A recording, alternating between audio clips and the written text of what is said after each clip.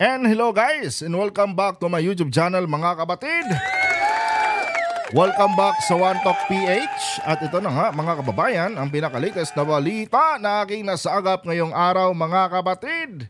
Nako, ICC at Interpol mga kababayan, pwede palang magsanib puwersa mga kabatid para ma-serve na itong warrant nila former President Duterte at ng iba pa niyang kasamahan galing sa ICC.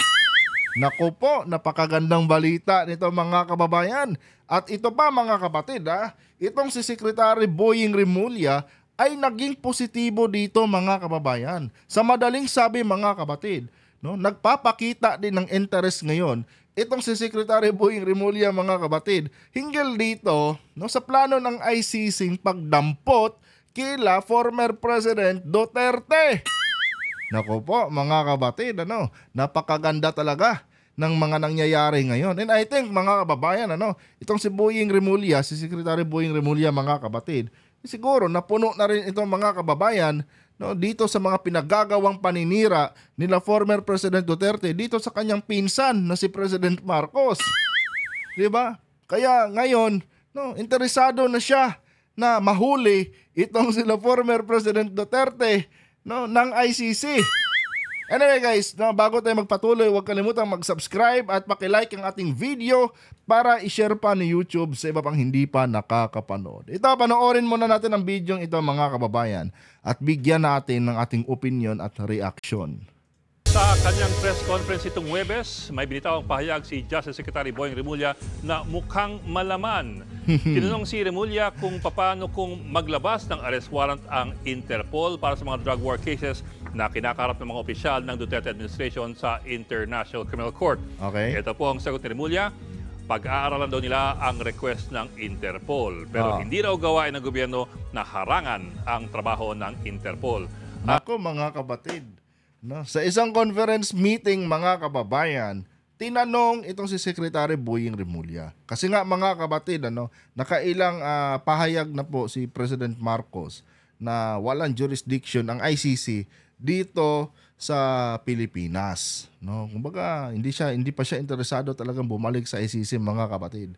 Ngayon, yan ang naging tanong dito kay Secretary Boying Rimulya. What if, no, idaan ng ICC sa Interpol itong warrant of arrest nila Duterte? Ang sagot ni Secretary Boying Rimulya mga kababayan, pag-aaralan di umano nila. Pero, ito mga kapatid, may pero. Sabi ni Secretary Boying Rimulya, hindi trabaho, no, ng gobyerno na harangin, no, itong trabaho ng Interpol. Ibig sabihin yan mga kababayan, sa sarili kong pag-intindi dito sa kanyang sinabi mga kapatid, kung sakali mang idaan ng ICC yung kanilang warrant of arrest dito kila Duterte, no, idaan nila dito sa Interpol para ma-serve dito sa Pilipinas yan, maluwag na tatanggapin ng gobyerno ng Pilipinas. Naku po mga kababayan, no, kaya pala nangangatog na ang mga tuhod nila Duterte ngayon, pati dito kay Senator Bato de la Rosa. Kasi nga mga kapatid, dahil dito sa naging statement ni Secretary Boying Rimulya. Di ba? Maluwag na tatanggapin ng ating gobyerno mga kababayan. Kahit sinabi niyang pag-aaralan nila, pero may pandulo. No? Hindi trabaho ng gobyerno ng Pilipinas na harangin, no, itong trabaho ng Interpol. Kaya pala ngayon sila Duterte mga kababayan, may bagong recruit na naman na di umano'y testigo mga kapatid, no, sa paggagamit nila First Lady Araneta Marcos at ni President Marcos ng illegal na pulburon. Naku po, kaya pala gigil na gigil silang i-destabilize si Marcos mga kababayan dahil meron na palang ganitong statement na inilabas sa media.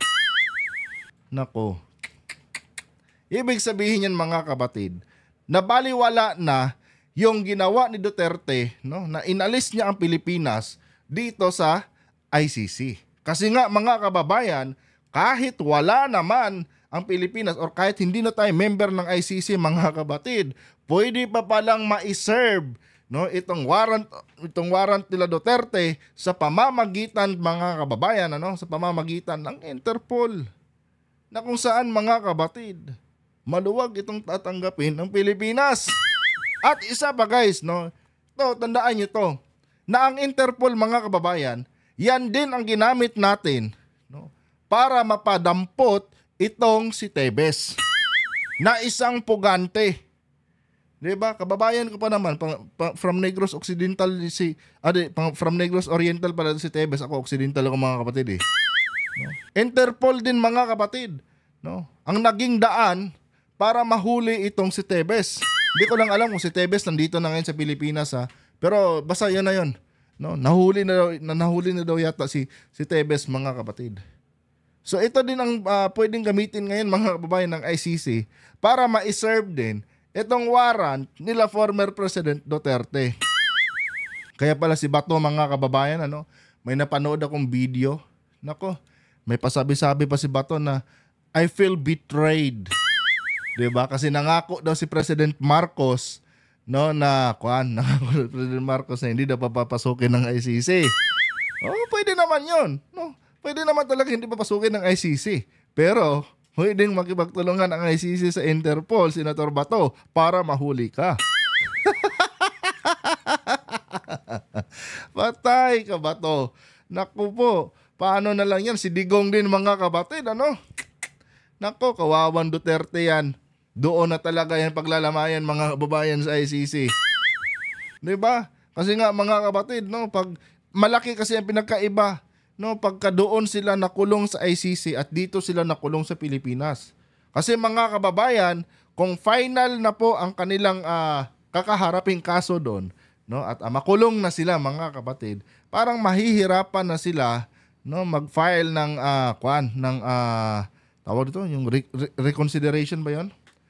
Mahihirapan na sila mahihirapan na sila mga kapatid mag-file ng kanilang apila. However, pag dito sa Pilipinas kasi mga kababayan, alam naman nating abogado si Digong. Kaya kahit administrasyon ito ni Marcos mga kapatid, may mga panyero-panyero pa rin sila dyan. Diba? Kasi marami ding organisasyon itong si Digong na sinasalihan mga kapatid. Diba? Kaya ang pinaka-the best na gawin dito, ICC talaga ang magkulong kila Duterte. Nang sa kanon mga kababayan, wala nang panye-panyero doon. And ito, 90% ng mga Pilipino gustong-gusto na talaga na madampot itong sila Duterte mga kapatid. 'Di ba? Pabor na pabor talaga 90% ng mga Pilipino ang pabor para damputin itong si Duterte. So, ewan ko nga ba mga kababayan kung ano pa rin ang pumipigil dito kay President Marcos, na bumalik tayo sa pagiging member ng ICC. Pero ganun pa man mga kapatid, buti na lang, meron pa palang ibang paraan para ma-serve itong warrant nila Duterte. Napaka-good news niyan. Tuloy! Ang dagdag pa ni Remulla, sanay mag-cooperate ang Interpol at ang ICC. At anong paman, ang Pilipinas ay miyembro ng Interpol. Sabi ni Secretary Boying Remulla dito mga kababayan, sana'y mag-cooperate ang Interpol at saka ICC. So kapag nagkaroon ng problema yan, they will bring it through Interpol. Ang ibig sabihin mga kababayan, parang sinasabi ni Secretary Boying Remulla dito na sana nga magkaroon ng cooperation itong Interpol at ICC. Kasi nga mga kabatid, hindi nga natin tinatanggap ang ICC dito dahil wala silang jurisdiction. Ito yung ibig sabihin dito kapag nagkaroon ng problema. Kasi ang problema dyan mga kababayan nga sa warrant ng ICC, hindi na pwedeng ma-execute dito yan dahil hindi na tayo member. Pero sa true Interpol mga kababayan, magiging posible ang pag-serve ng warrant kila Duterte. Kumbaga, excited din yata siguro itong si Secretary Boying Remulla mga kababayan, na madampot na ito sila former President Duterte. 'Di ba? At napakagandang balita niyan. 'Di ba? Napakagandang balita niyan mga kapatid. Dahil sa wakas, mabibigyan na ng hustisya yung mga naging biktima mga kababayan sa kanilang drug war. Na kung saan mga kapatid, yung 16,000 Filipinos na yon, no, na pinaslaughter ni Duterte, mga kababayan, ginawa lang talaga nilang panakipbutas yon sa tuloy-tulinadang shabu, mga kapatid, na pumapasok noong kapanahunan ni Digong. Biruin nyo, no, merong mga nahuhuling mga shabu nung time na yon, pero talamak din or kalat din ang balita, mga kababayan, na nire-recycle di umano yung mga nasawatan nilang mga shabu di umano. 'Di ba? Ang daming nagsilabasang balita nun, mga kapatid, na nire-recycle di umano. Kunwari nahuli, pero yung pala, mga kababayan, meron din palang hocus-pocus para lang sabihin, no, para lang hindi mapaghahalataan na ganon ka grabe ang problema sa ipinagbabawal na droga, no, noong kapanahunan ng panunungkulan ni Digong. 'Di ba?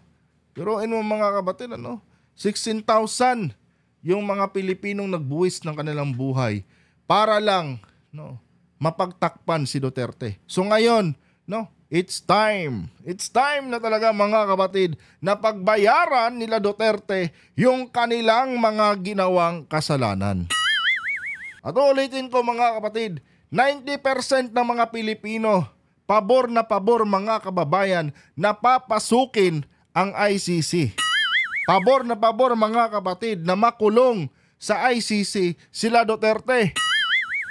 At pag nagkataon, mga kapatid, pati si Sara Duterte, damay! Di ba? Mas maganda yun. Kasi ang dami din nilang ginawang katarantaduhan talaga, mga kababayan. Nandyan naman ang mga ebidensya. Di ba? Nandyan yung mga sinasabing witness talaga. With kwan pa yan, with evidence pa yun, mga kapatid. No? Kasi nga, ang dami nga nilang nahukay ng mga kalansay, no? Nung tinuro nila Las Cañas yung pinaglibingan noong mga pinabira nila Duterte noon sa kanilang Davao Death Squad. Diba? Ang daming mga kapatid. Ang daming ebidensya dito sa mga katarantaduhan nila Duterte. At tama lang talaga na makulong sila, mga kababayan. Tuloy. Bakit maaaring makahulugan ang mga bitaw na ito? Dahil sa matagal na panahon, sinasabi ng Marcos administration na hindi ito magko-cooperate sa ICC sa drug war case laban kay Dat. Pero sa pahayag ni Remulla, may posibilidad ng kooperasyon kung idadaan ito ng ICC sa Interpol. Diba? Ang galing, mga kapatid. No? At kung titignan natin mabuti, dapat huwag malungkot si Senator Bato. Kasi tinupad naman ni President Marcos yung pangako niya na hindi niya papapasukin ang ICC. Di ba? Ngayon, hindi naman tayo bumalik sa ICC, mga kapatid. Hindi naman tayo member ng ICC. Kanya nga lang, pwede pa rin iserve ng ICC yung kanilang warrant of arrest sa inyo, Senator Bato, sa pamamagitan ng Interpol. Nakalimutan mo kasi, Senator Bato, na hilingin kay President Marcos, no, na wag na rin nating papasukin ng Interpol. ICC lang kasi ang hiniling mo. So yun, doon ka pinagbigyan ni President Marcos. Pero sa Interpol, hindi kayo nag-usap niyan. Kaya ngayon, Senator Bato, naku po, parang wala ka na yatang immunity dahil patapos na rin yung term mo. Malaki ang chance, Senator Bato, na maghimas rehas ka sa ICC. Kaya pala nanginginig na kayo ngayon, ha? Naku, hirap na yung kalooban ni Senator Bato ngayon, mga kapatid. Sabi niya, I feel betrayed. Paano ka binitrade? Hindi ka naman binitrade ni President Marcos kasi hindi pa rin naman tayo member ng ICC. Kanya nga lang. 'Di ba? Marami pa lang paraan, Senator Bato, no, para ma-serve yung warrant nyo. Nako, kawawa ka, Senator. Tuloy! Pero mahalagang paglilinaw po. Unang-una, ang Interpol ay hindi po isang police organization na maaring umaresto saan man sa mundo. Sa pelikula lamang po yan. Hindi rin ito nagsaserve ng mga arrest warrant. Ang Interpol po ay naglalabas ng mga notices sa mga member countries gaya po ng Pilipinas para sa mga fugitives o sa mga missing persons. May sari-sari pong Interpol notices. Merong red notice po sa dulo sa mga wanted. Meron pong blue notice para makakalap ng impormasyon. May black notice para sa mga unidentified na bangkay and so on and so forth. So meron po tayo dun sa red notice dahil yun po kung sakali ang may relasyon sa kasong ito. Ang Interpol red notice ay isa pong notice sa lahat ng police ng mga member countries, 196 po yan, na hanapin at arestuin ang isang tao para sa extradition. Patay ka. Yan ba ang masaklap, mga kababayan, ano? Kasi pag sinerve ang warrant na yan, no? Yung mga pulis pa mismo na tinaasan ng sahod ni Duterte, no? Yung huhuli sa kanya. 'Di ba? Yun pa mismo, mga kapatid. Akala ni Duterte kasi, mga kababayan, pag tinaasan niya ang sahod nitong mga pulis at mga sundalo, mga kababayan, hindi na siya tatablahin nito. Ang akala nila, mga kapatid, no, makukuha nila, no, ang loob nitong AFP at PNP pag ginawa nilang pataasin ang sahod. Kung kaya't ang lakas ng loob ni Alvarez noong nakaraan, mga kababayan, no, na magsigaw-sigaw doon sa kanilang mautog rally na mag-withdraw na di umano ng kanilang suporta itong AFP at PNP, no? Kasi nga binuboy-boy nila, mga kapatid, ang AFP at PNP na si Digong lang daw ang nag-angat ng kanilang sahod. Oh. Ngayon, mga kapatid, nangako ang AFP at PNP na yung loyalty nila sa presidente, sa kanilang commander-in-chief. At ngayon, mga kababayan, kung sakaling isi-serve itong warrant, no, na galing dito sa tawag dito sa Interpol, mga kapatid, yung mga pulis, no, yung mga pulis na binusog ni Duterte, di umano, mga kababayan, noong kapanahunan niya ang magpoposas sa kanya.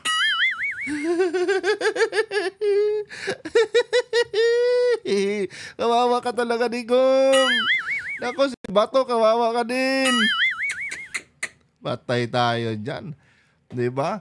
Ang yabang-yabang nyo, akala ko ba dati handa kayong harapin anumang kahinatnan ng inyong pinaggagawa. Bakit ngayon kanya-kanya na kayong kuwan? No? Kanya-kanya na kayong palusot. Oh, dapat kayo, no, naging kuwan naman kayo ng batas, naging alagad naman kayo ng batas. Dapat ipakita nyo sa inyong mga kababayan na totoo kayo sa inyong mga sinabi noon. Diba? Hindi yung idadamay nyo ang presidente tuwing kayo ay nagigipit. Pagbibintangan nyo agad ang presidente na ginigipit kayo. Samantalang nandyan, no, nandyan yung mga ebidensya sa inyong mga pinaggagawa dati nung kapanahunan ninyo. So walang rason, no, walang rason na takbuhan nyo yan dahil pinangatawanan nyo yan dati. Ang yabang-yabang nyo eh. Kung ipapakulong niya ako, di ipakulong. Sabi ni Duterte dati, oh. Di kulong. Basta malinis ko lang ang Pilipinas. Yung pala, ginawa lang niyang panakip-butas, no? Yung, yung tawag nito. Yung 16,000 Filipinos na pinaslaughter nila sa kanilang drug war. Pero yun yung mga kababayan. Tuloy! Ibig pong sabihin, hindi po yung Interpol ang aaresto. Sa kasong ito, kung sakali, ang PNP natin ang aaresto. Saklap. Tinaasan mo na ng sahod, kulong ka pa rin. Aarestuhin ka pa rin. Ay nako, ganun talaga ang buhay. No, ganun talaga ang buhay. Pag gumawa ka ng kasalanan, dapat pagdusahan. Tuloy! Ang red notice na ito ay base sa isang arrest warrant or court order na inilabas ng isang korte o ng isang international tribunal. Kasama ba dyan ang ICC? Ito po ang lista ng mga international organizations kung saan may working agreement ang pang-apat ang ICC? Ay nako, wala talaga. Walang kawala. Naku po, tuloy! Paul. Kasama po riyan ang UN, African Union, ang Europol at ang International Criminal Court o yung ICC. Ngayon, automatic bang aarestuhin ng lokal na pulisya ang Ito isang na. taong nasa red notice? Wala pong garansya dyan. Ang bawat bansa may kapangyarihan at karapatan magdesisyon kung ano at gaano kalaking halaga ang kanilang ibibigay sa red notice. Pwede silang tumulong, pwede Pwede silang hindi. dumedma, depende po sa kanilang mga sariling batas. Ang problema, mga kapatid, no? Ang problema, nagsabi na si Secretary Boying Rimulya. 'Di ba? Nagsabi na siya na hindi trabaho ng gobyerno para pigilan ang trabaho ng Interpol. Oh. Yan na nga yan eh. 'Di ba? Wala na. Tapos na. Huli na kayo. Oh. Ayun, syempre meron pang isa diyan. Meron pang isang paraan, mga kapatid. Lumuhod sila sa harapan ni BBM. Oh. Lumuhod kayo kay Marcos at manghingi kayo ng patawad, no, doon sa inyong pinaggagawang iskandalo. 'Yon lang ang tanging paraan nyo. No? Kasi si President Marcos lang ang pwedeng mag-lift niyan. No? Nasabihin niyang hindi na namin i-acknowledge 'yan. 'Di ba? Pero I think hindi gagawin ni President Marcos 'yan, mga kapatid. No? Kasi kakalabanin siya ng taong bayan. Pag ginawa niya 'yan, pag hinarang niya pa 'yan, no, kakalabanin siya ng taong bayan. Oh. Sino ba ang papanigan ni BBM? Siyempre, ang taong bayan. Oh, 'di ba? Oh, bakit papanig siya sa mga kriminal? 'Di ba? Hustisya. 'Di ba? Yan ang hinihiling ng sambayanang Pilipino. Sa madaling sabi, mga kababayan, no, ang kaligtasan nila Duterte ngayon ay nakasalalay, mga kapatid, sa kamay ni President Marcos, no?